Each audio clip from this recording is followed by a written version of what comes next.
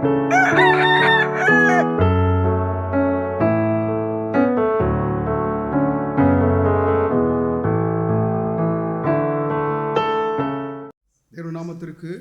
மகிமை. प्रभु के नाम की महिमा हो. இந்த நாள் அதாவது நம்முடைய ஆண்டவராகிய இயேசு கிறிஸ்து கொடுத்த புதிய கட்டளையின் அதாவது நாளாகும். आज का दिन जो है हमारा प्रभु यीशु जो नया आज्ञा हुक्म जो हमको दिया है. ஆண்டவர் தம்முடைய சீஷரோடு பல அதாவது போதனைகளை தான் செய்தது உண்டு. अपने चेलों के साथ कई बातचीत उसने की. ஆனால் இன்றைய தினத்திலே அவர் அதாவது ஒரு முக்கியமான அதாவது ஒரு புதிய கட்டளையை தம்முடைய சீஷர்களுக்கு அதாவது அவர் வழங்கினார். लेकिन आज के एक नया आके एक हुक्म आके एक आज्ञा उन्हें देता है. அந்த கட்டளை என்னவென்றால் वो क्या है? நீங்கள் அதாவது ஒருவரில் அதாவது ஒருவர் அதாவது அன்பாக இருக்க வேண்டும் என்று சொல்லி ஒரு கட்டளை. तुम आपस से एक दूसरे से मोहब्बत रखो कहा. சீஷர்கள் அதாவது மத்தியிலே இருந்த அதாவது வேறுபாடுகள் जो भेदभाव जो के जो चेलों में थी அவர்களில் இருந்த அதாவது ஏற்றத்தாழ்வுகள் उनके बीच जो के जो ऊंच नीच थी அதை அதாவது ஆண்டவர் அதாவது அறிந்ததினால் அவர்களுக்கு அதாவது அவர் கற்றுக் கொடுக்கிறார், அவர்களுக்கு அவர் அதாவது சொல்லி கொடுக்கிறார். उन्हें सिखाता है, उन्हें आके तालीम देता है. देखते हैं அதை அதாவது எப்படி கற்றுக் கொடுக்கிறார் என்றால் அந்த அதாவது அதை கடைபிடிக்க தன்னுடைய அதாவது வாழ்க்கையின் அதாவது ஒரு முறைமையின் மூலமாக அதே அதாவது அவர் அதாவது கற்றுக் கொடுக்கிறார். अपने चाल चलन से वो उसे अपने चेलों को वो सिखाता. देखते हैं தேவ நாமத்திற்கு மகிமை உண்டாதாக. प्रभु के नाम की महिमा हो. பஸ்கா என்னும் அதாவது அந்த அதாவது திருநாள் ஒன்று வந்தது. फसह का त्योहार आया. இந்த அதாவது பஸ்காவை நான் ஆசரிக்க நான் அதாவது மிகவும் ஆசையா இருக்கிறேன் என்று தன்னுடைய சீஷர்களோடு அவர் சொன்னது உண்டு. अपने चेलों से इस तरह कह रहा था कि मुझे बड़ी आशा थी कि ये जो फसह जो है तुम्हारे साथ मन हो. இந்த அதாவது பஸ்கா என்பது அதாவது யூதர்கள் அதாவது கடைபிடித்த அதாவது ஒரு பண்டிகை ஆகும். ये फसह जो है कि यहूदियों का जाके मानना था. देखते हैं இந்த அதாவது பஸ்கா என்னும் பண்டிகை அதாவது யூதர்கள் எகிப்தில் அதாவது 430 ஆண்டுகள் அவர்கள் அதாவது அடிமைகளாக இருந்து जब के मिस्र देश में वो 430 साल के गुलामी में थे அவர்களை அதாவது விடுதலையாக்க தேவன் அதாவது கட்டளையிட்டது ஒரு பண்டிகை ஆகும். वो एक ऐसा आज्ञा है कि जहां पर प्रभु ने उन्हें आजाद किया था. அந்த பண்டிகை என்னவென்றால் அதாவது அவர்கள் அதாவது புறப்படும் அதாவது நாளிலே அதாவது ஒரு அதாவது பழுதட்ட ஒரு ஆட்டுக்குட்டி அதாவது தேர்ந்தெடுத்து वो ऐसा त्योहार था, ऐसा आज्ञा थी कि एक बेऐब निष्कपट आके एक मेमना को चुने. ஒவ்வொரு அதாவது குடும்பத்தில் உள்ளவர்களும் அதாவது ஒரு ஆட்டை எடுத்து அதை அதாவது பலியிட்டு हर एक घर जो है घराना एक मेमना को लेना है और बलि देना है. அந்த आட்டின் ரத்தத்தை அதாவது வீட்டில் அதாவது முகப்பிலே அதாவது தலை அதாவது அந்த சுவற்றில் அதாவது பூச வேண்டும். दरवाजे के चौखट पर उसे उस लहू को आके डालना है. அதற்கு காரணம் என்னவென்றால் उसका वजह क्या है? அதாவது இரவிலே அதாவது அந்த எகிப்தியர்களை அதாவது தேவதூதன் அதாவது சங்காரம் செய்யும்படியாக தேவனால் அனுப்பப்பட்டிருந்தார். क्योंकि प्रभु अपने मौत के फरिश्तों को उस रात भेजने वाला था. ஏனென்றால் அதாவது பார்வோன் என்பவன் அதாவது ஜனங்களை அடிமைப்படுத்தி क्योंकि फिरौन जो है लोगों को गुलाम रखा था அவர்களை அதாவது விடுதலையாக்க அதாவது மாட்டேன் என்று சொல்லி அதாவது அவன் வலுக்கட்டாயமாக और उन्हें छुड़ाने में वो आके इनकार कर रहा था.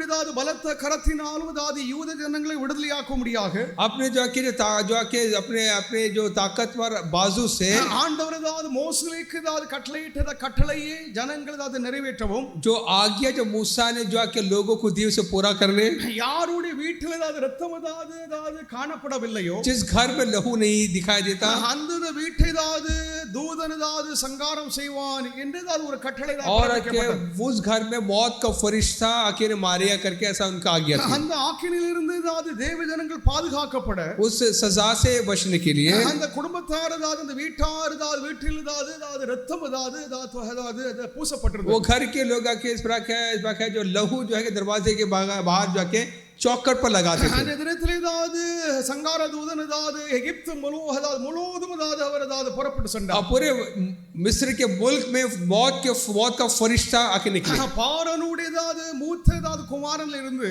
फिरौन के बेटे से लेकर வேலைக்காரனுடைய அதாவது மூத்த குமாரன் வரைக்கும் एक आके गुलाम के बच्चे तक எல்லோரும் தான் தேவன் சங்காரம் செய்தார். सबका आके मार दिए. देखते हैं பயந்து விட்டான். अब फिरौन घबरा गया. நீங்கள் உடனடியாக அதாவது இந்த எங்களுடைய தேசத்தை விட்டு நீங்கள் புறப்படுங்கள் என்று சொல்லி அவன் கட்டளையிட்டான். तुम लोग फौरन आके हमारे मुल्क को छोड़ के चले जाओ. மோசே அதாவது அவருடைய சார்ந்த ஜனங்கள் அதாவது யூத ஜனங்கள் எல்லோரும் मूसा और उनके साथ जो जितने लोग थे அவர்கள் எல்லோரும் அதாவது அந்த தேசத்திலே அதாவது ஏழ்மையாக वो आके जो गरीबी में वो मुल्क में அடிமைகளாக गुलाम में எந்த ஒரு சுதந்திரம் இல்லாமல் कोई आजादी नहीं இருந்தவர்கள் ऐसे थे அவர்கள் அதாவது மோசேக்கு பின்னால் அதாவது அந்த தேசத்தை விட்டு அதாவது புறப்பட்டு சென்றார்கள் मूसा के पीछे चल दिए அந்த செல்லுகிறது நேரத்தில் அதாவது இந்த பஸ்கா என்னும் இந்த பண்டிகை அவர்கள் ஆசிரித்து அவர் சொல்ல வேண்டும் ये जाने से पहला ये फसह को बना के जाना है இது இருக்கிறது புதிய ஏற்பாட்டின் அடையாளமாகத்தான் इसका निशान को रखे इसी को रखे आगे रखे சொல்கிறார் என்றால் அதாவது நமக்காக கிறிஸ்து என்னும் பஸ்கா அடிக்கப்பட்டிருக்கிறார் என்பதாம் पौलुस कहता है कि हमारे लिए जो फसह का जो मेमना मसीह मारा गया யூதர்கள் அதாவது ஒரு ஆட்டுக்குட்டியை அதாவது அவர்கள் பலியிட்டார்கள் यहूदी एक मेमना को आके मार के इस प्रकार लहू आके लगाते थे அதற்கு காரணம் என்னவென்றால் उसका वजह क्या है அவர்களை தண்டனையில் இருந்து அதாவது தப்பித்துக் கொள்ளும்படியாக जो सजा जो आने वाली थी उसे बचने के लिए அவர்களுக்கு அதாவது சுதந்திரம் உண்டாயிருக்கும்படியாக आजादी होने के लिए அவர்கள் அதாவது தேவனுடைய கட்டளை அதாவது கீழ்ப்படிந்து அதை நிறைவேற்ற பஸ்காவை அவர்கள் वो ஆசரித்தார்கள் आज्ञाओं को पूरा करने के लिए उस फसह को मनाया புதிய ஏற்பாட்டிலே नया नियम है இயேசு அதாவது அந்த பஸ்காவை அதாவது இதை போன்ற ஒரு நாளிலே அவர் ஆசரித்துக் கொண்டிருக்கிறார் ऐसे एक दिन में यीशु भी आके फसह को मनाया देखते हैं பஸ்கா ஆசரிக்கையிலே जब फसह मना रहा था அவர் அதாவது அப்பத்தை எடுத்து அதை அவர் ஸ்தோத்திரம் பண்ணுகிறார் उसे रोटी ली और धन्यवाद करता है அதாவது எடுத்து அதை ஸ்தோத்திரம் பண்ணி धन्यवाद करता है நம்முடைய சீஷர்களுக்கு அதாவது பங்கிட்டு अपने लोगों अपने चेलों को बांटता है வாங்கி அதாவது புசியுங்கள் इसे आपस में இது खाओ உங்களுக்காக பிற்கப்படுகிற என்னுடைய சரீரமாக இருக்கிறது तुम्हारे लिए तोड़ा गया मेरा बदन है என்றதாவது ஒரு புதிய உடன்படிக்கையை அதாவது பழைய ஏற்பாட்டின் உடன்படிக்கை அதாவது தேவன் தள்ளிவிட்டு पुराने जो नियम को खारिज करके नया नियम को புதிய ஏதாவது ஒரு உடன்படிக்கை அதாவது தமிழ் ஜனங்களோடு அதாவது அவர் செய்கிறார் एक नया वाचा नया अहद को बांधता है பழைய ஏற்பாட்டின் அதாவது உடன்படிக்கை என்பது அது அதாவது அது தேவன் அதாவது அதை ஒதுக்கி வைக்கிறார் आज जो पुराने नियम का जो आके जो आज्ञा को प्रभु आके हटाता है புதிய ஏற்பாட்டில் அதாவது புதிய உடன்படிக்கை அதாவது கிறிஸ்துவுக்குள்ளாக தேவன் அதை அதாவது நிறைவேற்றுகிறார் और नया नियम में नया अहद को नया कॉवेनेंट को लागू करता है நாம் அதாவது அதை போன்ற ஒரு நாளிலே ऐसे एक दिन में இந்த புதிய உடன்படிக்கையிலே நாம் அதாவது பங்கு பெறும்படியாக வந்திருக்கிறோம் ये नया अहद में शामिल होने के लायक है கிறிஸ்தவர்களாகிய நாம் அதாவது இயேசுவை விசுவாசிக்கிறவர்களாகிய நாம் हम जब मसीह में विश्वास करते हैं இயேசுவின் புதிய உடன்படிக்கையில் நாம் அதாவது அதில் நாம் அதாவது பங்கு பெறும்படியாக வந்திருக்கிறோம் हम उस नए अहद में आके शामिल होने के लिए भाग लेने के लिए நாம் அதாவது இருக்கையில் தன்னுடைய பஸ்காவாகிய இந்த பந்தியை அவர் ஸ்தாபிக்கிறார் फसह में रहने के बाद अपने फसह को वाक्य मनाता है அவர் பழைய ஏற்பாட்டின் அதாவது எந்த ஒரு முறைமையும் அதாவது அவர் பேசவில்லை पुराने नियम को कोई भी आके दस्तूर के बारे में नहीं कहता மோசேயின் அதாவது எந்த ஒரு கட்டளையும் அதாவது அவர் பேசவில்லை कोई भी मूसा का हुक्म के बारे में नहीं कहता புதிய உடன்படிக்கை தான் மோசே அதாவது இயேசு ஒருவரே अब आके नया नियम में यीशु एक ही பழைய மோசே அல்ல पुराना புதிய மோசே அதாவது நம்மை அதாவது நடத்தி செல்லும் அதாவது மோசே புதிய அதாவது மோசே இயேசுவானவராக हमारा नया मूसा यीशु है அந்த பழைய அதாவது மோசே அதாவது எகிப்திலிருந்து அதாவது ஜனங்களை விடுதலையாக்க அதாவது தேவன் அதாவது மோசே அனுப்பியிருந்தார் पुराना नियम में मूसा को प्रभु ने भेजा ताकि लोगों को आके लेके चले உலகத்திலிருந்து நம்மை விடுதலையாக்கி नया नियम में जो हमें के पाप से आजाद करने के लिए பரலோகத்துக்கு நேராக வழி நடத்துகிறதாவது மோசேயானவர் இப்பொழுது இதே போன்ற ஒரு நாளிலே आसमान की तरफ या स्वर्ग की तरफ में चलाने के लिए अब जो है இந்த பந்தியை அதாவது அவர் ஸ்தாபிக்கிறார் ये प्रभोजन को आके लागू करता है இந்த புதிய உடன்படிக்கையானது அதாவது மகா அதாவது மேன்மையான கனமுள்ள ஒரு உடன்படிக்கை ये नया अहद जो है कि बहुत ही जो है कि इज्जतदार है आदरणीय है என்பது நமக்கும் தேவனுக்கும் அதாவது உள்ளதாவது ஒரு ஐக்கியமா हमारा प्रभु के बीच का जो मेल मिला जो फेलोशिप को दिखाता है இந்த உடன்படிக்கையிலே ये अहद में ஷரத்துகள் எழுதப்படும் शर्तें लिखी है கட்டளைகள் எழுதப்படும் कंडीशंस लिखी है அப்போதாவது அந்த இருதாவது தரப்பினர்களும் दोनों तरफे के लोग அதாவது ஒருவர் ஏதாவது ஒன்றை செய்தால் एक अगर करता है तो அதற்கு ஏதாவது பதிலாக அதாவது அவர்கள் அதற்கு கீழ்ப்படிய வேண்டும் இல்லையென்றால் அவர்கள் அதை கை கொள்ள வேண்டும் उसे मानना है दूसरी तरफ के लोग பொதுவாக உலக ஏதாவது உடன்படிக்கையிலே दुनिया के जो एग्रीमेंट या अहद मानते हैं அதாவது இருதா தரப்பினர்களும் அதாவது அவர்கள் அதாவது மாறி அதாவது அவர்கள் செய்வது உண்டு दोनों तरफे के लोग के कई बार आके उस अपने अहद में तब्दील लाते हैं அதாவது இந்த உடன்படிக்கையிலே ये अहद में இயேசுவானவர் அதாவது நிறைவேற்றின அவருடையதாவது கிரியைகளை यीशु ने जो किया अपने क्रिया जो है உடன்படிக்கையில் அதாவது இருக்கிற அங்கத்தினர்கள் जो अहद के जो उम्मीदवार जो है இயேசுவுக்குள்ளாக இருக்கிற விசுவாசிகள் जो विश्व विश्वास करने वाले அவருடைய கட்டளையை நாம் அதற்கு கீழ்ப்படியவும் उसके हुक्मों को मानना அதை நிறைவேற்றவும் उसको पूरा करना இந்த உடன்படிக்கை ஸ்தாபிக்கப்பட்டது ये आके लागू किया गया है ये தேவ है நாமத்திற்கு மகிமை प्रभु உண்டாவதாக की नाम की महिमा हो இந்த உடன்படிக்கை ஸ்தாபிக்கப்படுவதற்கு முந்தி अहद आके लागू करने से पहले அவரதாவது அந்த அப்போஸ்தலர்களுக்கு ஒரு மாதிரியை கற்றுக் கொடுக்கிறார் अपने शागिर्दों को अपने चेलों को एक नमूना आके दिखाता है அவர்கள் மத்தியில் பலதாத ஏற்றத்தாழ்வுகள் उनके बीच आके तक उतार चढ़ाव थी அவருடைய வாழ்க்கையில் பலதாத கோபங்கள் பலதாத துரதாத நினைவுகள் சிந்தனைகள் இருந்தது आपस में मिलता नहीं था அவர்களுக்கு கற்றுக் கொடுக்க முடியாது उनको सिखाने के लिए அவர்களுக்கு சரியானது போதிக்க नया के उनको सिखाने के लिए அவர்கள் மத்தியிலே ஒரு செயலை அவர் நிறைவேற்றினார் एक क्रिया करता है அவர் உடனே என்ன பண்ணினார் क्या किया தன்னுடைய மேல் அங்கி கலற்றி अपने ऊपर के कपड़े को निकाल தன்னுடைய இடுப்பில் கட்டி கொண்டு कमर में बांध के அப்போஸ்தலருடைய பாதங்களை கழுவ அவர் ஆரம்பித்தார் और चेलों के पैर धोना शुरू करता है எந்த ஒரு குருவும் कोई भी अपना जो उस्ताद होता है அரசனும் कोई भी राजा जो होता है கீழ்ப்பட்டிருக்கிற மந்திரியையோ अपने जो नीचे के कोई भी हो வேலைக்காரனையோ या किसी नौकर को அவங்க பாதங்களை கழுவ மாட்டாங்க उसका पैर नहीं धोएंगे இதுதான் உலக வழக்கமாகும் या कि दुनिया का दस्तूर हम देखते हैं சிறந்த ரட்சகர் என்று சொல்லி அழைக்கப்படுகிற இயேசுவானவர் आज सबसे श्रेष्ठ उद्धारकर्ता जो यीशु தம்முடைய சீஷருடைய பாதங்களை கழுவ அவர்கள் ஆரம்பித்தார் वो आके अपने चेलों के पैरों को धोना शुरू किया நாமத்திற்கு ஸ்தோத்திரம் प्रभु के नाम की महिमा அங்கே ஏற்றத்தாழ்வு இருக்கக்கூடாது और उतार चढ़ाव नहीं होना चाहिए அங்கே பெருமை இருக்கக்கூடாது घमंड नहीं होना அங்கே चाहिए வாக்குவாதங்கள் இருக்கக்கூடாது वहां पर आके कोई वाद विवाद नहीं होना இதை चाहिए நாமும் கற்றுக்கொள்ள வேண்டும் हम भी सीखना है அப்போஸ்தலர்கள் அதை கற்றுக்கொண்டார்கள் प्रेरितों ने सीखे அப்போஸ்தலர்கள் கற்றுக்கொண்டதை போல நாமும் 2000 ஆண்டுகளுக்கு பின்னால் இருக்கிற நாமும் அதை நாம் திறந்தோறும் கற்றுக்கொண்டே இருக்க வேண்டும் 2000 साल बाद जो हम जो है इससे हम भी सीख लेना है ஆனால் இந்த முறைமை உலகம் எங்கிலும் யாரும் செய்வதே கிடையாது ये नमूनों का कोई पालन नहीं करता வசனத்தில்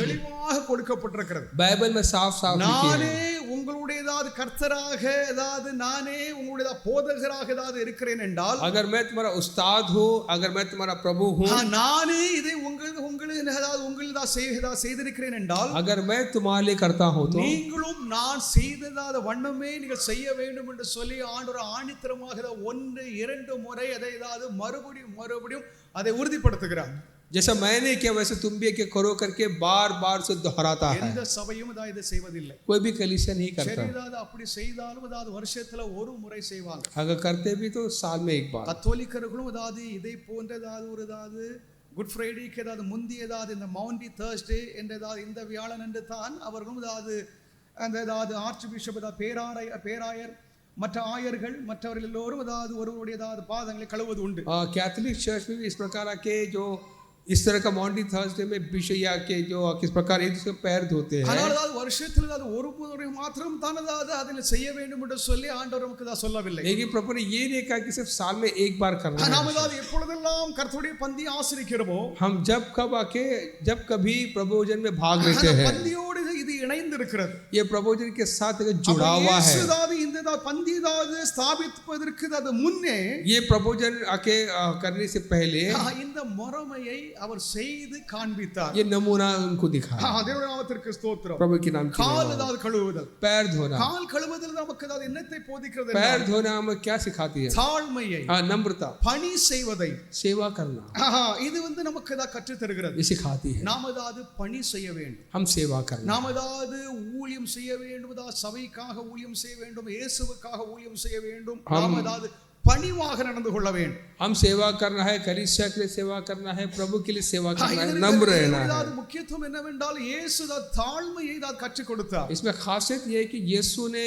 नम्रता हम्बलनेस सिखाया இந்த கால்களை கழுவுதல் என்பது पैर धोना இது நாம் ஒவ்வொரு வாரமும் செய்கிறோம் हम हर हफ्ते करते हैं இதை நாம் நல்லா கவனிக்கணும் इस बात पर गौर करना है நீங்க ஒரு சடங்கு ஒரு ஆச்சாரமாக கை கொண்டால் உங்களுக்கு எந்த பிரயோஜனமும் கிடையாது अगर से रीति रिवाज के नजरिए से अगर करेंगे तो कोई फायदा नहीं ஏனென்றால் எல்லா மதங்களும் हर धर्म அவங்களுக்கு ஒரு ஆச்சாரம் ஒரு சடங்கு ஒன்று இருக்கதான் செய்யும் उनका अपना रीति रिवाज दस्तूर होती है நம்மளும் இப்படி கால்வல ஏதாவது சும்மா ஏதோ ஏதாவது கழுவிட்டு போயிட்டே இருக்கிறோம். अगर हम भी अगर ऐसे उनके जैसे அப்படி करेंगे तो நாம் செய்கிறோம் என்றால் ऐसा करते हैं நாம் तो ஏதாவது தவறு செய்கிறோம். हम आके गलत இது करते சடங்கு हैं. ஆச்சாரம் அல்ல. ये कोई रीति रिवाज இது नहीं है. உண்மையாகவே நான் ஏதாவது தேவனுக்கு கீழ்ப்படிந்திருக்கிறேன். मैं यकीनन मैं इसके सच நான் में ஏதாவது प्रभु के आधीन ஒருவருக்கு हूँ. ஒருவர் தான் நான் கீழ்ப்படிந்திருக்கிறேன். एक दूसरे के आधीन है हम.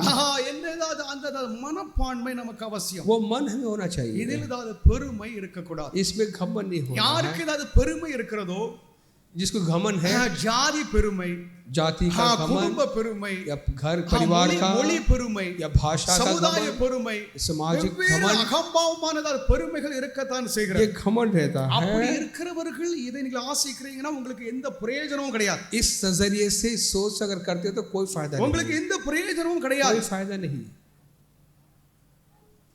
அப்ப இது சடங்கு ஆச்சாரம் அல்ல. ये रीति रिवाज दस्तूर नहीं है. தேவனதாவது தம்மை பின்பற்றுகிறவர்களால் வாழ்க்கையதாவது இருக்க வேண்டிய தாழ்மையை அவர் சரியாக அவரே கற்றுக் கொடுத்தார். एक नम्रता कैसा होता है करके अपने அவர் வெறுமதாவது दिखाया வாயால் उसमें. சொல்லியதாவது அவர் வளர்க்கவில்லை. सिर्फ लफ्ज से नहीं, அவரதாவது குருவாக இருக்கிறார். वो उस्ताद है, அவர் அவர்களுக்கு இந்த கர்த்தராக இருக்கிறார். उनके लिए प्रभु है, அவர்களுக்கு அவர் போதகராக இருக்கிறார். उनके लिए वह गुरु है. அவரதாவது இவருடைய அந்த பாதங்களை கழுவுவதற்கு எந்த அவசியமும் கிடையாது. और जरूरी भी नहीं कि वो दूसरे का पैर धोए, எந்த அவசியமும் கிடையாது. जरूर है भी नहीं. அதனால அதை சரியாக உணர்ந்தார்கள். वो सही जान लिया. சொன்னாரு, पतरस ने कहा, ஐயரேதாவது நீர் எங்களுடைய பாதத்தை கழுவ கூடாது. ऐ रब्बी तू हमारा पैर ना धोए. அப்ப பாதத்தை கழுவ கூடாது என்றது உணர்வு, ये जो एहसास जो है, உண்மையாகவே இயேசுதாவது தன்னுடையதாவது போதகர், தனக்கு தலைவர், பெரிய கர்த்தர் என்று சொல்லி அறிந்ததனால் தான் அவர் இப்படி சொல்லுகிறார். वो हमसे बड़ा है, हमारा गुरु है, ये जानकर वो कहता है. ஆனால் ஆண்டவர் அவர்களுக்கு வேறு ஒன்றை கற்றுக் கொடுக்க அவர் விரும்புகிறார். लेकिन प्रभु और कुछ सिखाना चाहता है. நீங்க அதில் உங்களுக்கு ஒருவேளை ஒரு சரியா ஒரு கூற்று இருக்கலாம். आपके एक तरह ஒரு கூற்று ஒரு நம்பிக்கை இருக்கலாம். एक आपका ऊपर भरोसा हो, ஆனால் அவர் உங்களில் பெருமை இருக்குது, आप में घमंड है ना, உங்களில் அகம்பாவம் இருக்கிறது, आप में अकड़ है ना, உங்களில் பிரிவினை இருக்கிறது, आप में दूरियां है ना, அது இருக்க கூடாது என்பதை இயேசு கற்றுக் கொடுத்தார். ये नहीं होना चाहिए करके वो सिखाता है. தேவனுடைய நாமத்திற்கு ஸ்தோத்திரம். प्रभु के नाम की महिमा हो. இது தானதாவது மரிக்கும் முன்பு அவர் செய்த ஒரு நல்ல ஒரு செய்கை. ये मरने से पहले प्रभु ने ये किया करके देखते हैं. தேவனுடைய பிள்ளைகளாக இருக்கிற நாமும் ஒவ்வொருவருடையதாவது பாதங்களை நாம் கழுவுகிறோம். एक दूसरे के पैर धोते हैं. பாதங்களை கழுவுவது ஒரு சடங்கு, ஒரு ஆச்சாரம் அல்ல. एक रिचुअल जैसा ही है, कोई किसी दस्तूर नहीं है. மெய்யாகவே நான் தேவனுக்கு கீழ்ப்படிந்திருக்கிறேன். मैं वाकई प्रभु के अधीन हूं. என்னுடைய சகோதரனுக்கும் எனக்கும் என்னுடைய சகோதரிக்கும் ஏற்றத்தாழ்வு இல்லை. मेरे भाई बहन के बीच किसी प्रकार का दूरियां नहीं है, பிரிவினை இல்லை, कोई दूरियां नहीं, எந்த ஒரு சண்டையும் இல்லை, कोई लड़ाई नहीं है. கிறிஸ்துவுக்குள்ளாக ஒன்றாக இருக்கிறோம். हम प्रभु में एक है. என்றதாவது அந்த ஐக்கியத்தை, அந்த ஒருமைப்பாட்டை, அந்த அன்பை இயேசுதாவது கற்றுக் கொடுக்கிறார். ये मेल मिलाप को प्रभु हमें सिखाता है. Hallelujah, hallelujah. தேவனுடைய பிள்ளைகளாக இருக்கிற நாம் பணி செய்ய வேண்டும். प्रभु के लोग हम आके सेवा करना है, பிறருக்கு நாம் பணியாற்ற औरों की வேண்டும், खिदमत करना है, सेवा करना है. ஊழியம் செய்வது தேவனால் அங்கீகரிக்கப்படுகிறது, அது பெரிய முக்கியமான காரியமாகும். प्रभु ऐसे मान्यता देता है कि हम दूसरे की हम सेवा करें. இதை கிறிஸ்தவர்கள் பின்பற்ற வேண்டும், அதை கையாள வேண்டும். प्रभु के लोग इस पर अमल में लाना है, इसे के इसके पीछे चलना है. இந்த பந்தி இந்த கால் கழுவுதல், ये पैर धोना, அன்பு மற்றும் ஊழியம் செய்தலை நமக்கு காண்பிக்கிறது, सेवा के बारे में बताती है. இது ஒரு சின்னமாகும், एक एक निशान है. தேவனுடைய நாமத்திற்கு ஸ்தோத்திரம். प्रभु के नाम की महिमा हो. அப்போ நாம் செய்கிற ஒவ்வொரு காரியங்களும், हम जो करते हर एक जो कार्य जो है, சடங்கோ ஆச்சாரமோ இல்ல ஐதீகமோ இல்லை என்றால் பாரம்பரியமாக நம்ம கடைபிடித்து வருகிற ஒரு காரியமோ, इसे पारंपरिक नजर से या किसी प्रकार के रीति रिवाज के नजर से रिचुअल से ना करें. தேவனுடைய நாமத்திற்கு ஸ்தோத்திரம். प्रभु के नाम की महिमा. ஆண்டவர் இதை போன்ற ஒரு நாளிலே प्रभु ऐसे एक दिन में அவர் தன்னை ஒப்பு கொடுக்கிறார், अपने आप को सपोर्ट करता है. இயேசு பேதுருவிடம் சொன்னார், प्रभु यीशु ने पत्र से कहा, நான் உன்னை கழுவவில்லை என்றால், अगर मैंने नहीं धोया, உனக்கு என்னிடம் பங்கு இல்லை, तेरा मेरे साथ कोई हिस्सा नहीं. அப்போ ஆண்டவரே அவரை பார்த்து சொல்லுகிற இந்த வார்த்தை, प्रभु जो कहता है, இது நம்ம அறிய முடியாத ஒரு பெரிய ஒரு காரியமாகும். ये हम समझ नहीं அப்ப सकते, இயேசு हमारे समझ के बाहर है. இயேசு நம்மை கழுவ வேண்டும். प्रभु में धोना है, இயேசு நம்மை சுத்திகரிக்க வேண்டும், प्रभु में आके शुद्ध இயேசு करना நம்மை है, பரிசுத்தமாக்க வேண்டும். हमें पाक करना அப்ப है. நாம் எவ்வளவு தூரம் இயேசுவுக்கு நம்மை ஒப்பு கொடுக்கிறோமோ, हम किस हद तक अपने आप को प्रभु के हवाले करते हैं. அப்ப பேதுரு சொல்லுகிறார், पतरस कहता है, என் பாதங்களை மாத்திரமல்ல, मेरे पैर को என் नहीं, தலையில் முழுவதும் உடம்பு முழுவதும் கழுவிரலும். मेरे सर से लेकर तलवे तक अगर तो धो लो करके, அதுதான் உண்மையான அர்ப்பணம். वो है कि सच्चे अर्पण தேவனுடைய है. நாமத்திற்கு ஸ்தோத்திரம். प्रभु के नाम की महिमा हो. அதாவது ஆண்டவர் சொல்லுகிறார், प्रभु कहता है, கழுவினவன் அதாவது சுத்தமா இருக்கிறான், जो धोया गया है वह साफ है. அதாவது இப்போதாவது கழுவுகிறது அதாவது இன்னொரு அதாவது முறை என்று சொல்லி அவர் கற்றுத் தருகிறார். और जो आके दोबारा करने जरूरत नहीं कहता है. அதாவது ஞானஸ்நானத்தை பெற்றிருக்கிறாய் என்றால், बपतिस्मा पाया तो நீர் முழுமையாக நீ சுத்திகரிக்கப்பட்டிருக்கிறாய். आप आके पूरी तरह से शुद्ध हो. அவ்வப்பொழுது நம்முடைய வாழ்க்கையில் உண்டாகிற பாவங்கள் அதாவது சாபங்கள் அதாவது பல அதாவது தீட்டுகள் பல அசுத்தங்கள் அதாவது அகல, तब आके जो हमारी जिंदगी में जो आके जो बुराइयां जो आके जो दाग जो आके जो आती है, அதாவது கால்களை அதாவது கழுவினால் போதும் என்று சொல்லி पैर धोया काफी कहता है. நாமத்திற்கு ஸ்தோத்திரம். प्रभु के नाम की महिमा हो. ஆண்டவர் அதாவது நம்மை அதாவது பரிசுத்தமாக்க விரும்புகிறார். प्रभु हमें शुद्ध करना चाहता है, ஆண்டவர் நம்மை சுத்திகரிக்க விரும்புகிறார். हमें शुद्ध करना चाहता है, मुकद्दस करना चाहता है. இது அதாவது ஒரு அடையாளமாகும், एक निशान है. இது நம்ம ஏதாவது நம்முடைய சரீர ஏதாவது உடல் ரீதியாகவும், हमारे इस बदन के नजरिए से, ஆன்மீக ரீதியாகவும், आत्मिक नजरिए से, நம்மில் ஏதாவது காணப்படுகிறது தீட்டுகள் பாவங்கள் அதாவது அகல இயேசு நம்மை சுத்திகரிக்க வேண்டும். हमारा मैल निकलने के लिए प्रभु हमें शुद्ध करता है. அப்ப இயேசு அதாவது மற்ற எல்லா சீஷருடைய பாதங்களையும் கழுவினார். सारे चेलों के पैर धोए प्रभु यीशु ने. நாமும் இயேசு செய்தது போல நாமும் செய்கிறோம். हम भी जैसे यीशु करते हैं वैसा हम அப்ப करते हैं. இயேசு விரும்பின அதாவது அந்த ஐக்கியம், यीशु जिस तरीके से जो मेल मिलाप चाहता है, இயேசு விரும்பின அந்த பரிசுத்தம், जो यीशु चाहता है पवित्रता, இயேசு அதாவது விரும்பின அதாவது அந்த சுத்தம், वो शुद्धता जो प्रभु यीशु चाहता है அது நம்மிலும் இருக்க வேண்டும். हम में भी होना चाहिए. நாமத்திற்கு ஸ்தோத்திரம். प्रभु के नाम की महिमा हो. இதனால் ஏதாவது ஒரு புதிய கட்டளை அவர் கொடுத்தார். एक नया हुक्म देता है. அந்த கட்டளை என்னவென்றால், वाक्य क्या है? ஒருவரில் ஏதாவது ஒருவர் அன்புள்ளவர்களாக एक இருங்கள். दूसरे से आपस में मोहब्बत அப்ப रखो. அன்பு என்பது ஏதாவது இந்த ஏதாவது கிறிஸ்துவ ஏதாவது இந்த சபை ஏதாவது கட்டுகிறது. ये प्यारी जो है ये मोहब्बत ही जो कि मसीह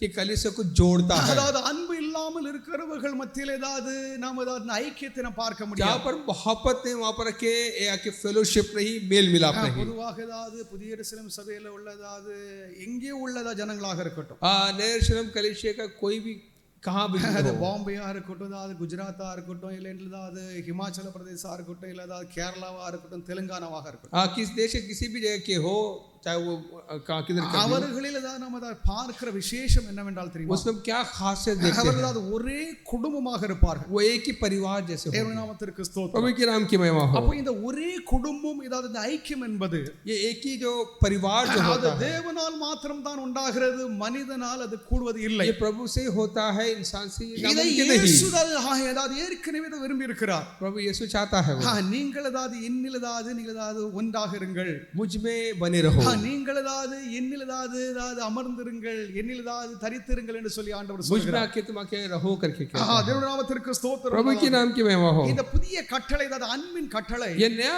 आज्ञा जो நம்முடைய है வாழ்க்கை ஏதாவது கட்டுகிறது, हमारी जिंदगी நம்முடைய को बहाल करता है, குடும்பங்களை हमारा கட்டுகிறது. घर को बहाल करता है. எங்கே பகை, எங்கே விரோதங்கள், எங்கே ஏதாவது கோபதாங்கள் தாபங்கள் இருக்கிறதோ, जहाँ पर गुस्सा नफरत है, எங்கே ஏதாவது பொறாமை இருக்கிறதோ, जहाँ पर जलन है, அங்கே ஏதாவது அன்பு உண்டாகாது. वहाँ पर प्यार नहीं आ सकता. தேவனுடைய நாமத்திற்கு प्रभु ஸ்தோத்திரம். के नाम की महिमा இந்த हो. பஸ்கா என்பது என்ன? ये फसा क्या है? இந்த பஸ்கா என்பது அதாவது இது ஆரம்பிக்கப்பட்டது யூதர்கள் மத்தியிலே ஆரம்பிக்கப்பட்டது. यहूदियों के बीच आके फसा शुरू हुई. பண்டைய ஏதாவது எகிப்தில் ஏதாவது யூதர்கள் ஏதாவது 430 ஆண்டுகள் அடிமைகளாக இருந்தார்கள். तकरीबन 430 साल जाके मिस्र देश में इजरायली जो आके गुलाम थे. அவர்கள் நிசான் மாதம் அதாவது 15ஆம் தேதி அவர்கள் அதாவது இந்த அதாவது பஸ்கா பண்டிகை ஆசரிக்க அவர்கள் கட்டளையிடப்பட்டார்கள். निशान करके महीने में आके उनका के 15 तारीख से आके मनाने के लिए हुक्म दिया गया. இந்த பஸ்கா பண்டிகை அதாவது ஒரு நாள் மாத்திரமல்ல, एक दिन नहीं, அது ஒரு வாரம் முழுவதும் நடைபெறும். पूरा हफ्ता होता है. அப்ப யூதர்கள் அதாவது எப்பொழுதும் அப்படித்தான் செய்கிறார்கள். अब भी ऐसे ही करते இப்ப हैं. நமக்கு இங்கே ஏதாவது இந்த குட் ஃப்ரைடே, ஈஸ்டர் எல்லாம் நமக்கு ஏதாவது நாம ஏதாவது கடைபிடிக்கிறோம். हम के गुड फ्राइडे या ईस्टर मनाते हैं. யூதர்கள் ஏதாவது அவங்க ஏதாவது முறைமையின்படி उनके जो रीति रिवाज அவர்களும் அதாவது பஸ்காவை அதாவது और भी ஆசரிக்கிறார்கள். फसा मनाते हैं, ஆனால் அவருடைய ஆசரிப்பு அதாவது வேத அதாவது முறைமை அல்ல. उनका आके बाइबल के मुताबिक नहीं, அதாவது வேத முறைமை அதாவது அங்கே ஒன்றும் கிடையாது. वहाँ पर किसी तरीके बाइबल के मुताबिक नहीं होता. அவர்கள் அதாவது நவீன அதாவது ஸ்டைல் அதாவது யூரோப்பியன் ஸ்டைல்ல अभी के जो आधुनिक के जो अंदाज से இந்த அதாவது மோசே சென்ற பின்பு அதாவது மோசேனுடைய இடத்தை அதாவது கைப்பற்றி இருந்த அதாவது ரபிமார்கள் और जो रब्बी जो कि जो मूसा चल जाने के बाद जो மோசேயுடைய है பிரமாணங்களுக்கு அதாவது வழக்கம் கொடுத்து அதாவது அந்த யூத மதத்தை அதாவது இந்நாள் வரைக்கும் அதாவது பாதுகாத்து वो வருகிறவர்கள் जो उनके जो रब्बी लोग जो अर्थ उनको जाके सिखाया वो कि अब या क्यों लाके उस पर அந்த चल रहे हैं, முறைமைகளை அவர் கடைபிடிக்கிறார்களே ஒழிய उस रीति रिवाज के पालन करते हैं. வேதத்தில் அதாவது உள்ள எந்த ஒரு முறைமையும் बाइबल में लिखे हुए இல்லை. उस रीति रिवाज को पालन नहीं करते. இங்க அதாவது பாம்பேல அதாவது பல யூதர்கள் இருக்கிறாங்க. मुंबई में भी है देखते हैं பஸ்கா என்னும் அதாவது அவங்களுடைய பண்டிகையிலும் जो फसा करके जो उनके त्योहार में நான் அதாவது ஒரு அதாவது சம்பவத்தை நான் பார்த்தேன். मैं एक देखा मैंने, அதாவது சேவ கோழி அதாவது பொட்டா கோழி எனக்கு தெரியல, एक मुर्गी है அதை எடுத்துக்கொண்டு அதாவது அந்த அதாவது அந்த சினகாக் அந்த தேவாலயத்துல जो मंदिर में जाके ஜெபாலயத்துல प्रार्थना जगह में அதாவது அந்த அதாவது கோழியோட அடுத்ததாவது ரத்தத்தை சிந்துகிறது.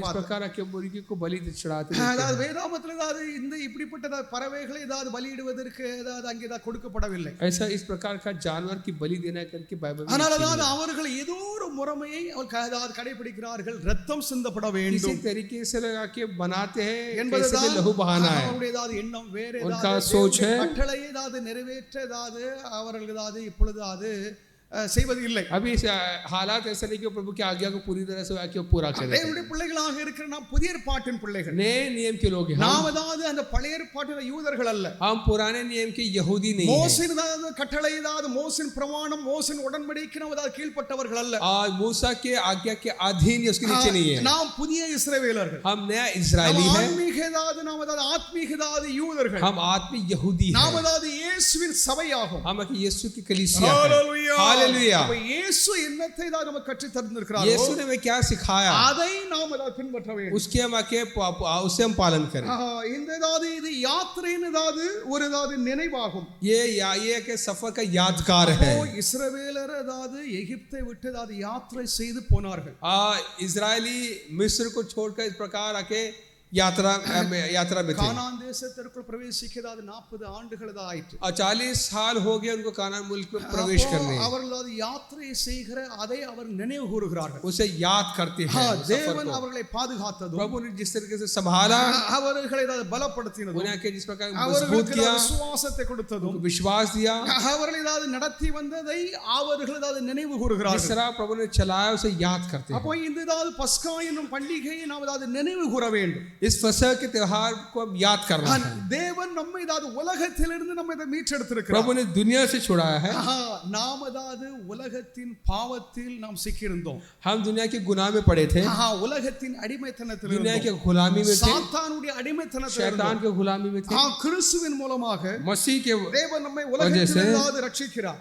हमें दुनिया से प्रभु बचाता है, பாவத்திலிருந்து நம்மை ஏதாவது மீட்டெடுக்கிறார். पाप से बचाता है. இந்த யாத்திரையை ये यात्रा को ஏதாவது நினைவு கூர்ந்தது போல जैसे इजरायलियों ने याद किया, நாமும் ஏதாவது ஒரு யாத்திரை செய்து கொண்டிருக்கிறோம். நாம் பரலோக யாத்திரை செய்து கொண்டிருக்கிறோம். हम भी आके इस सफर में आसमानी सफर में அதாவது हैं. பரலோகத்திற்கு நேராக நம்முடைய ஏதாவது இந்த வாழ்க்கை ஏதாவது தொடர்ந்து கொண்டிருக்கிறது. आसमानी सफर की और है हमारा. இந்த யாத்திரை ஏதாவது நினைவு கூறப்படுகிறது. ये सफर, ये यात्रा याद की जाती है. பஸ்காவின் ஏதாவது பொருள், फसह का जो चीज பஸ்காவின் பொருள் என்னவென்றால் क्या है, தேவன் தம்முடைய ஜனங்களோடு ஒரு உடன்படிக்கை செய்கிறார். अपने लोगों के साथ एक अहद, एक कॉन्फ्रेंट बांधता है. அதாவது கிறிஸ்துவின் மூலமாக தேவன் தம்முடைய ஜனங்களோடு ஒரு உடன்படிக்கை செய்கிறார். अपने लोगों के साथ मसीह में एक नया अहद बांधता है. அதாவது உடன்படிக்கை என்னவென்றால் वो अहद क्या है, நம்முடைய ஏதாவது உலக பழைய வாழ்க்கையிலிருந்து हमारी पुरानी जिंदगी, நாம் இது விடுதலை அடைந்து ஒரு புதிய வாழ்க்கைக்குள்ளாக ஏதாவது நாம் उससे செல்கிறோம். बाहर निकल के नई जिंदगी में दाखिल நாம் होते ஒரு हैं. புதிய உலகத்திற்குள்ள பிரவேசிக்கிறோம். हम नए इस दुनिया में दाखिल होते हैं. அது தனிப்பட்ட முறையிலும் இருக்கலாம், இல்லைஎன்றால் சபையாகவும் இருக்கலாம். अपनी जाति जिंदगी में हो सकता है,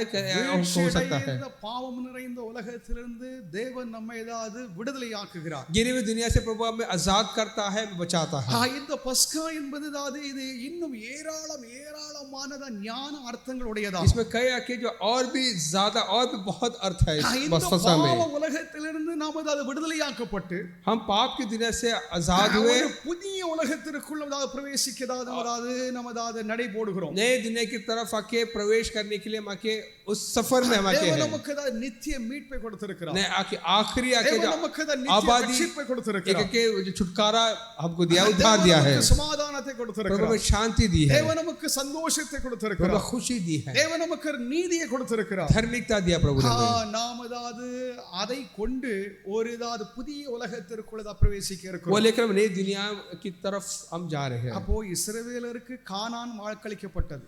इजराइल को कानान आके दिया गया, தேவன் நமக்கு ஏதாவது கிறிஸ்து என்னும் அவரையே நமக்கு வாக்களித்திட்டார். प्रभु ने मसीह करके वो हमें के दिया है। அதாவது நம்முடைய ஏதாவது குடியிருப்பு அதாவது பரலோகத்தில் இருக்கிறது. हमारा वतन जो है वो के आसमान में, நாம் அதாவது கிறிஸ்துவோடு தான் நாம் இணைக்கப்பட்டிருக்கிறோம். அதாவது கிறிஸ்தவர்களாக நாம் இருக்கிறோம். मसीह में जुड़े हुए मसीही है। தேவனுடைய நாமத்திற்கு ஸ்தோத்திரம். प्रभु के नाम की महिमा हो। இந்த ஏதாவது பஸ்கா அதாவது பண்டிகை என்று ஏதாவது அந்த ரத்தம் அதாவது பூசப்பட்டதாவது அந்த ரத்தம் ये जो लहू जो आका जहाँ आके लगाया गया, அது பலியும் மீட்பையும் ஏதாவது அது குறிக்கிறது. वो आके छुटकारा और आके जो बलि को आके बताती அது है। கிறிஸ்துவின் தியாகம், கிறிஸ்துனுடைய பலி, आज जो मसीह का जो कुर्बानी आके देखते हैं, அவருடைய நித்திய ரட்சிப்பை நமக்கு ஏதாவது குறிக்கிறது. उसकी आबादी उद्धार को बताती है। பாருங்கள், அதாவது யோவான் ஸ்நானகர் இயேசுவை பார்த்து இப்படி சொல்லுகிறார். யோஹன்னா बपतिस्मा यीशु को कहता है, உலகத்தின் பாவத்தை சுமந்து தீர்க்கிற தேவ ஆட்டுக்குட்டி, देखो दुनिया के गुनाह को उठाने वाला परमेश्वर का मेमना कहता है। 1 கொரிந்தியர் 5 அதிகாரம் 7வது வாக்கியம். कोरिन्थियस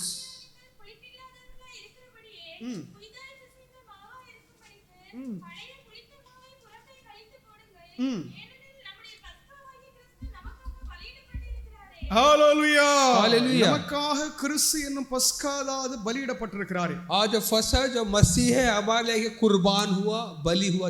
இந்த புதிய பஸ்காவை நாம் ஆசரிக்க நாம் வந்திருக்கிறோம். ये नया फसह जो पासओवर को आके बनाने के लिए, பழைய அதாவது புளித்த மாமாகிய அதாவது அந்த பாவ நிலை அல்ல, वो पाप की हाला जो पुराना जो खमीर रोटी नहीं, இது அதாவது புளிப்பில்லாத அப்பம், बेखमीर रोटी। நான் அடிக்கடி நினைப்பேன், हमें गए बात सोचते हैं, அதாவது நம்ம அதாவது சபை மாத்திரம் தான் அதாவது புளிப்பில்லாத அப்பத்தை நம்ம மாத்திரம் தான் சாப்பிடுகிறோமா என்ற ஒரு கேள்வி. मेरा एक सवाल है कि हम ही सिर्फ एक ही कलीसिया जो बेखमीर अनलिवेंड ब्रेड என்ன அதாவது மற்ற எல்லா சபைகளிலும், बाकी कलीसिया में, எல்லா பாரம்பரிய சபைகளிலும், बाकी जो पारंपरिक चर्च கடைகளில் ஏதாவது உள்ள அப்பத்தை வாங்கி அவர் ஏதாவது அடுக்கடுக்காக வச்சுவிட்டு ஏதாவது ஞாயிற்றுக்கிழமை தோறும் ஏதாவது பயன்படுத்துவாங்க. दुकानों से खरीद के फिर देते हैं, அது எல்லாமே புளிப்புள்ளதா, वो सब खमीर है, लेवेन है, அது ஏதாவது அது ஃப்ரெஷ்ஷான பிரெட் वो கிடையாது, ताज़ा नहीं, அது ஃப்ரெஷ்ஷானது அப்பமே वो கிடையாது. ताज़ा नहीं है। புதிய எருசலேம் ஏதாவது நாம் மாத்திரம் தான் ஏதாவது ஒவ்வொரு ஏதாவது ஞாயிற்றுக்கிழமை ஏதாவது புளிப்பில்லாத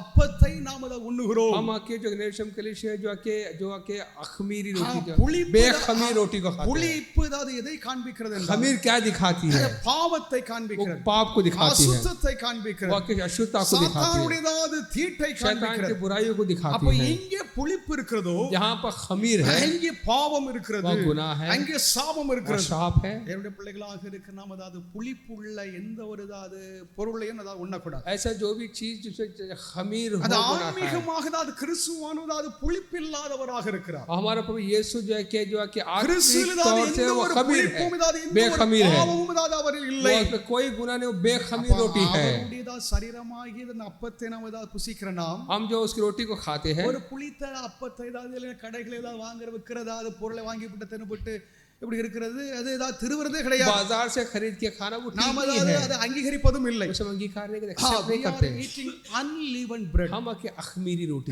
அதாவது बेखमीर புளிப்பு रोटी खाते हैं, இல்லாத அப்பத்தை நாம் உண்ணுகிறோம். हम आके बेखमीर रोटी को இயேசுவில் खाते हैं, ஏதாவது புளிப்பு இல்லை, उसमें कोई இயேசுவில் ஏதாவது இருள் खमीर இல்லை, नहीं, இயேசுவில் ஏதாவது பாவம் இல்லை. कोई गुनाह नहीं அப்ப मसीह में। இயேசுவுக்கு அடையாளமா இருக்கிற இந்த அப்பத்தை ஏதாவது புளிப்பில்லாத அப்பத்தை நாம் ஏதாவது உண்ணுகிறோம். ये रोटी जो कि मसीह का निशान है वो के बेखमीर है, उसमें கிறிஸ்து कोई खमीर नहीं। பஸ்கா, मसीह का जो खमीर, கிறிஸ்து நம்முடைய பஸ்காவாகும். मसीह हमारा फंसा है। கிறிஸ்துவனுடையதாத மரணம், मसीह की मौत, அவருடைய உயிர்த்தெழுதல், उसका जी उठना நமக்கு ஏதாவது இந்த ஏதாவது பஸ்கா ஆட்டுக்குட்டினதாவது ஒரு அடையாளத்தை நமக்கு ஏதாவது நம்முடைய ஏதாவது மனதில் ஏதாவது கொடுக்கிறது. एक ऐसा निशान दिखाते कि फंसा का जाके जो बलि किया हुआ एक कार्य है। இஸ்ரவேலர் எப்படிதான் எகிப்திலிருந்து விடுதலையானார்களோ, जैसा मिस्र से इजरायली आजाद हुए, அப்படியே தேவன் நம்ம ஏதாவது உலகத்திலிருந்து ஏதாவது ரட்சித்தார், वैसे மீட்டெடுத்தார். प्रभु ने इस दुनिया से हमें बचाया। அப்ப ஏதாவது இந்த ஏதாவது ரட்சிப்பு, ஏதாவது இந்த மீட்பு, ये उद्धार அது இயேசுவின் பலியினால் ஏதாவது அது உண்டானது. ये यीशु के बलि से हुई है।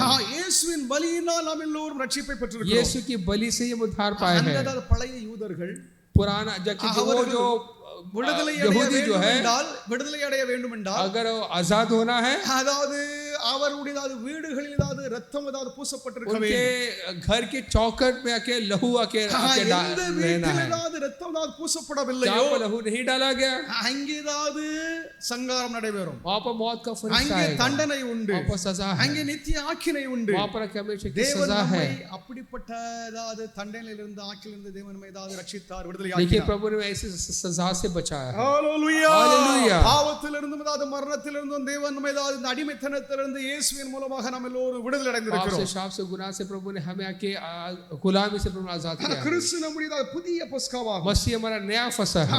கிறிஸ்துவின் இரத்தத்தினால் मसीह के लहू से நாம் ஏதாவது மீட்பை பெற்றிருக்கிறோம். हम सब छुड़ाए गए। அந்த யூதர்கள் வெறும் அதாவது ஆட்டுக்குட்டின் இரத்தத்தினால் அவர்கள் ஏதாவது பாதுகாக்கப்பட்டார்கள், मेमने के लहू से वो बच गए, அவர்கள் ஏதாவது தப்பிக்கப்பட்டார்கள், बच गए, அவங்க தான் தப்பிச்சுக்கிட்டாங்க. वो बच गए। அப்படி இல்லை என்றால் ऐसा नहीं था। அவர்கள் அதற்கு கீழ்ப்படியாமல் அதாவது அந்த இரத்தத்தை பூசாமல் இருந்திருந்தால், अगर वो उस बात को अगर नहीं माने तो, அவர்களும் அந்த எகிப்தியர்களோடு அவர்கள் செத்திருக்க வேண்டும். अगर लहू को नहीं डाला होगा तो मिस्र के साथ वही मारे जाते थे। தேவன் நம்மை உலகத்தில் மீட்க கிறிஸ்துவை தேவனுடையதாவது பலியாக அவர் ஏற்கனவே ஆயத்தப்படுத்தியிருந்தார். और जो पहले से प्रभु ने तैयार किया, वो जो मसीह के बलि को आके प्रभु ने हमें दिया कि हम देखते हैं उस लहू को। சிலுவையில் சிந்தின இரத்தத்தினால் நமக்கு ஏதாவது பாவ மன்னிப்பாகிய மீட்பு நமக்கு यीशु உண்டாயிருக்கு. जो सलीब पर जो लहू जो बहाया उससे हमको पाप की माफी मिली है। இயேசுவை விசுவாசிக்கிறதினாலே, जो यीशु में विश्वास करने से, இயேசுவை ஏற்றுக்கொள்கிறதினாலே, यीशु को स्वीकार करने से நாம்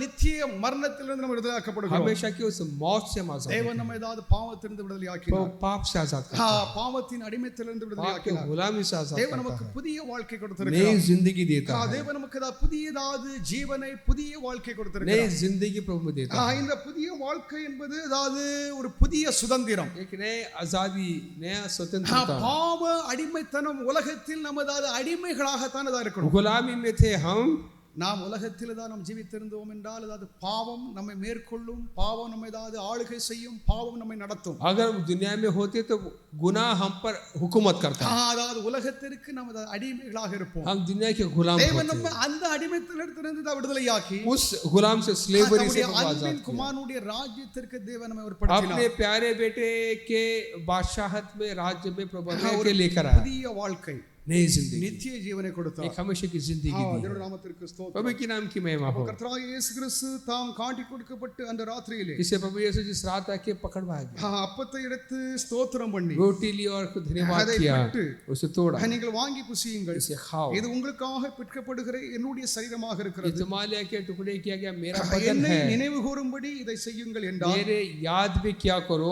போஜனம் பண்ணின பின்பு और रोटी அவர் அந்தபடியே खाने के बाद பாத்திரத்தில் எடுத்து, ऐसा प्याला लिया, இந்த பாத்திரம் என் இரத்தத்தினாலாகிய புதிய உடன்படிக்கையாக ये प्याला இருக்கிறது. जो है कि मेरा खून का नया अहद है, நீங்கள் இதை பானம் பண்ணும் பொழுதெல்லாம் इसे जब जब तुम पीते हो என்னை நினைவு கூறும்படி मेरे याद இதை में செய்யுங்கள் என்றார். इसे क्या करो करके यीशु ने हुक्म दिया। இந்த பஸ்காவை நாம் ஆசரிக்க வந்திருக்கிறோம். इस फसह को मनाने के लिए, கிறிஸ்துவை நாம் ஆசரிக்க வந்திருக்கிறோம். मसीह को मनाने आए हैं। நாம் தேவன் நமக்கு கட்டளையிட்டவைகளை நாம் கடைபிடித்து, प्रभु जो हमको जो आज्ञा जो दिया से करने के लिए, இந்த நாளை நாம் அதை ஆசரித்து முடிப்போமாக. आज के दिन से हम पूरा करें। தேவனுடைய நாமத்திற்கு ஸ்தோத்திரம். प्रभु के नाम की महिमा हो। எப்பொழுதாவது பந்தி ஆசரிக்கப்படும், अब आगे प्रभोजन मनाया जाएगा। நம்முடைய வாழ்க்கையில் ஏதாவது இருக்கிற குறைகள், हमारी जिंदगी में जो कमियां जो है, பலதாவது ஏற்ற தாழ்வுகள், जो कि उतार चढ़ाव, ऊंच नीच जो है, பலதாவது கோபதாபங்கள், சண்டைகள், जो गुस्सा या कहर, குடும்பத்தில் ஏதாவது கணவன் மனைவிக்கு இருக்கலாம், இல்லை पति पत्नी का हो सकता है, சகோதர சகோதரிக்கு भाई बहन का हो ஏதாவது सकता है। அதை நான் இனிமேல் செய்ய மாட்டேன் என்றதாவது ஒரு பிரதிஜை எடுங்கள். हमें ये प्रतिज्ञा लेके कसम खा के आगे सब ना करेंगे। நீங்கள் அதை எடுக்காமல் இருந்தீர்கள் என்றால், अगर ना हो நீங்கள் करते थे, வெறும் சடங்கு ஆச்சாரங்களை தான் கை सिर्फ एक கொள்கிறீங்க. रिचुअल्स हो. உங்களுக்கும் கிறிஸ்துவுடைய இந்த பாடுகளுக்கும் எந்த ஒரு ஐக்கியம் கிடையாது. आपका मसीह यीशु के दुखों का कोई संबंध नहीं होगा. அது மற்றவர்கள் எல்லாரும் செய்கிற மாதிரி தான் நம்ம செய்கிறோம். और जो गैर कौम के लोग करते हैं हम करते हैं. நம்மில் எந்த ஒரு விசேஷமும் இல்லை. कोई खासियत हम नहीं. நீங்கள் விசேஷத்து ஜனங்களாக இருக்கிறீர்கள் என்றால், आप खास लोग हैं तो स्पेशल है तो, உண்மையானதாவது உத்தமதாவது பிள்ளைகளாக நாம் இருந்தோம் अगर प्रभु के बच्चे हैं तो அதை நான் இனி ஒருபோதும் செய்ய மாட்டேன். आगे से मैं नहीं करूंगा. நான் என்னை மாற்றிக் கொள்வேன் என்று मैं बदलता हूं. ஒரு புதிய வாழ்க்கை உடையவர்களாக, एक नई जिंदगी புதிய ले, ஐக்கியம், एक नया मेल मिलाप, புதிய உறவு, एक नया रिश्ता.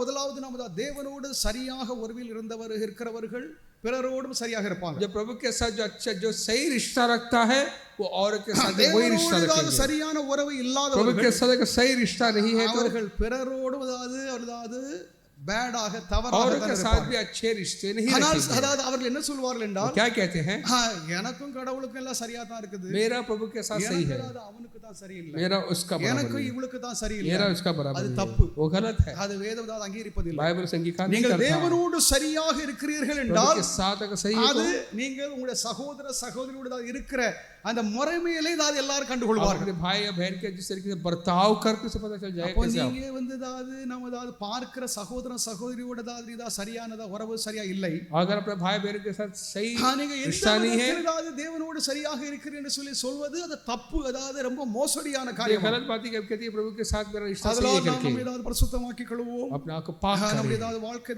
நம்ம கர்த்தருக்கு நம்ம ஒப்பு கொடுப்போம். अपनी जिंदगी प्रभु को दे ஒப்பு கொடுத்து நம்ம பந்தி ஆசரிப்போம் और उस प्रभु ने भाग ले. இத பாருங்க, இந்த நிகழ்வை நான் தியானிக்கும் பொழுது इसके बारे में ध्यान करने के बाद இயேசு பாடுபட்டு மரித்து பிறகு இதை அவர் சாபிக்கல. यीशु आके मरकर दुख उठाकर मरकर जी उठने के बाद उसे आके स्थापित नहीं किया. ஏன்னா அவர் நாளைக்கு தான் மரிக்க போகிறார். कल ही मरना है. நாளைக்கு மரிக்க போகிறது, அது இன்றைக்கு ஏன் செய்யணும்? कल मरना है तो फिर आज क्यों करना है? அதிலும் தேவ ரகசியம் இருக்கு. इसमें बड़ा राज की இதனால बात ரொம்ப है. ஆழமாக தியானிச்சிட்டு இருந்தேன். इस वगैरह गहराई से பாருங்க, ध्यान உலகம் करना था. தோன்றுவதற்கு முன்னமே கிறிஸ்து பலியிடப்பட்ட ஆடாக இருக்கிறார் என்று வெளிப்படுத்த விசேஷம் சொல்கிறது. पहले के जो बलि किया உலகமே தோன்றவில்லை, दिन भी हुआ பாவமே நிகழவில்லை, पाप भी हुआ नहीं, ஒன்றும் நிகழவில்லை. सब कुछ हुआ नहीं. ஆதாம் இல்லை, ஏவாள் இல்லை, கீழ்ப்படியாமை இல்லை, ஒன்றும் இல்லை. आदम नहीं ना आदि ना இதற்கு முன்னமே கிறிஸ்து பாடுபட்டவராக யோவான் சித்தரிக்கிறார். इससे पहले कि वाकई मसीह दुख उठाकर देखता है. இது தேவனுடைய திட்டமாகும். ये प्रभु का इरादा है. தேவன் எதை தீர்மானிக்கிறாரோ அதை प्रभु அவர் निर्णय किया நிறைவேற்றுகிறார். है तो पूरा करता है. இங்கேயும் அப்படித்தான். वैसा ஒரு நாளை தினத்திலே அவர் மரிக்க போகிறார். कल का दिन मरना है. நாளை தினத்திலே அவர் வெகு பாடுகளை சகிக்க போகிறார். दुख उठाना है. நாளை தினத்திலே அவருடைய தியாகத்தின் முடிவானது நாளாகும். उसका जो त्याग का आखिरी आके पड़ाव है, தினமே இந்த பந்தியை அவர் ஸ்தாபித்து முடிக்கிறார். इससे पहले प्रभोजन का स्थापना करता है, இதிலும் लागू करता ஏதோ है. ஒரு இன்னும் ஆழமான ரகசியம் இருக்கிறது. और की गहरी बात है इसमें. அதை நீங்களும் தியானியுங்கள். आप भी ध्यान நாம் कीजिए. அனைவரும் தியானிப்போம். हम सब ध्यान करें. அதில் என்ன தேவன் அவர் மரிப்பதற்கு முன்னமே அந்த அப்பத்தை எடுத்து இது என்னுடைய சரீரமாக இருக்கிறது, वो रेटी को लेके कहता है कि मेरा बदन है, இதை வாங்கி நீங்கள் புசியுங்கள், इसे तुम खाओ, இது என்னுடைய ரத்தமாக ये இருக்கிறது, मेरा लहू है, இதை வாங்கி பானம் பண்ணுங்கள் என்று पियो. சொல்லி ஏன் அவர் மரிப்பதற்கு முன்னமே அதை நடப்பித்தார்? क्यों मरने से पहले क्या करना है? அதில் தேவ ரகசியம் இருக்கிறது. प्रभु का इसमें राज है. ஆண்டவருடைய திட்டம் எல்லாம் நாம் எண்ணி பார்ப்பதற்கு மேலான காரியமாக प्रभु के बारे में अगर सोचना तो मेरे ஆங்கிலம் ख्याल सोच के बाहर அதை நாம் விசுவாசத்தோடு हम विश्वास அதை நாம் ஏற்றுக்கொள்ளும் பொழுது से जब कबूल करते हैं, பெரிய பலன், मन ஆரோக்கியம், में बड़ी சந்தோஷம், ताकत, खुशी மகிழ்ச்சி உண்டாகிறது. खुशी होती है. அது தேவனுக்குரியதாகும். प्रभु का है. அது தேவனுக்குரியது. தேவன் நீர் வைத்திருப்பீராக. प्रभु ही आके कर ले. ஆனால் அதை நான் விசுவாசிக்கிறேன், அதை நான் ஏற்றுக்கொள்கிறேன். हम कबूल करते அது हैं. உம்முடைய திட்டமாகும். आपका इरादा है. என்னுடைய திட்டம் நம்முடைய திட்டம் ஒன்றும் அதில் இல்லை. हमारा इरादा नहीं है. நாமத்திற்கு ஸ்தோத்திரம். प्रभु के नाम की महिमा. இதனாலே நம்ம பரிசுத்தமாக ஆசரிப்போம்.